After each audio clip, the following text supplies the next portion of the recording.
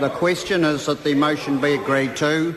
Dr. Paul Hutchison. Thank you, Mr. Speaker, for the opportunity to speak on this Manukau City Council regulation of prostitution in specified places bill, and I want to congratulate the Honourable George Hawkins for sponsoring this bill on behalf of Manukau City Council. I believe they requested him to do so, and as a good local member and an aspirant for the new local council, he has done so, and we wish him well in the forthcoming elections. But, Mr. Speaker, indeed the aim of this bill is to stop prostitution in specified places throughout Manukau City. And I do note, Mr. Speaker, that in the 2008 review of the Prostitution Reform Act 2003, they concluded that most territorial authorities had no problems with the sex industry in the district and had received few complaints about it. But this is not so in Manukau City and in Christchurch. And we have heard some fairly explicit descriptions of what goes on in Manukau City and around that area. And there's no doubt that it is pretty awful. They tried through a bill in 2005 to bring attention so that there would be a complete ban on street prostitution in Manukau, but that was defeated. And after an effort by councillors to make suggestions, this bill is the result. And I think the Honourable George Hawkins agrees himself that it is far from perfect, but indeed I support this bill. I think the situation is very serious, and it is worthy of going to the Select Committee for detailed discussion to see if something useful can come from it.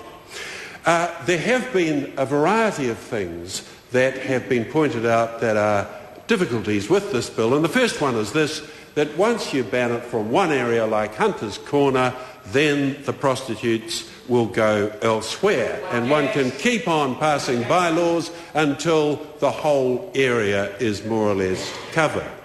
The other is that the police are concerned that obviously prostitutes will become wary of the fact that there's extra policing and lighting and all the rest, and they may have to bring in undercover agents. They do have, through this bill, the power to arrest on suspicion and the power to fine up to $2,000. But clearly, again, this could be a merry-go-round. And I note that the Prostitutes Collective have suggested, are against this bill because they view that it's very important for prostitutes, if they are going to be carrying out their profession in the streets, that they shouldn't therefore move to less safe places that are dimly lit where all sorts of problems can occur.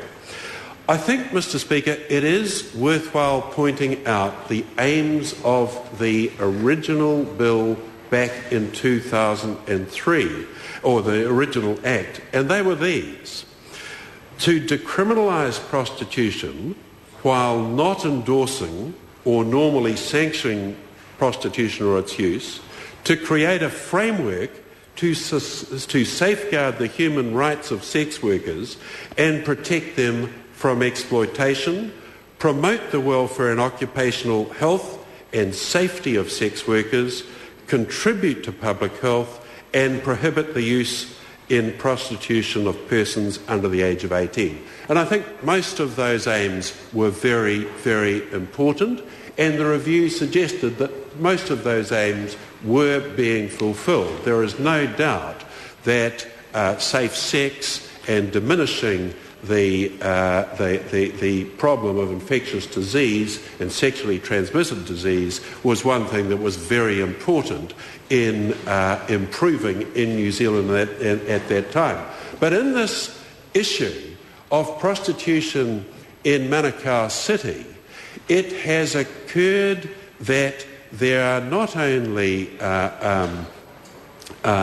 that what's been described as a variety of unsavoury debris, needles, used condoms, vomit, urine, close to schools, close to places of work that have to be cleared up day after day, but also there are underage sex workers. And I was very concerned when I heard the Honourable Maurice Williamson point out that when he went with some of the councillors around these areas, he expressed his concern about young women that were clearly underage being with the older prostitutes. And one of them came up to him and said, look, you've got to realise that these young women are here, they are under our protection, they are fed, they're given money, and if they were at home, they would be beaten up, they would be raped by their parents, and their life would be made even worse. I think this describes the huge difficulty of this whole problem. And certainly during the debate of the 2003 Act, underage sex and prostitutes going from legalised situations to illegal ones is one of the big difficulties that was predicted at that time. And here in Manukau City, we have got this problem of it overtly happening night after night. This bill will only give a limited amount of assistance to what's going on very explicitly. It does not solve the wider problems of illegal prostitution and particularly underage prostitution. They need to be addressed in a systematic and very careful manner as outlined in the review of the 2008 Act. Nevertheless, this is a bill that has arisen because of a repeated problem in a specific part of New Zealand, and I agree that it is worthy of supporting to the Select Committee, and I congratulate once again the Honourable George Hawkins for his sponsoring of this bill. Thank you. Speaker.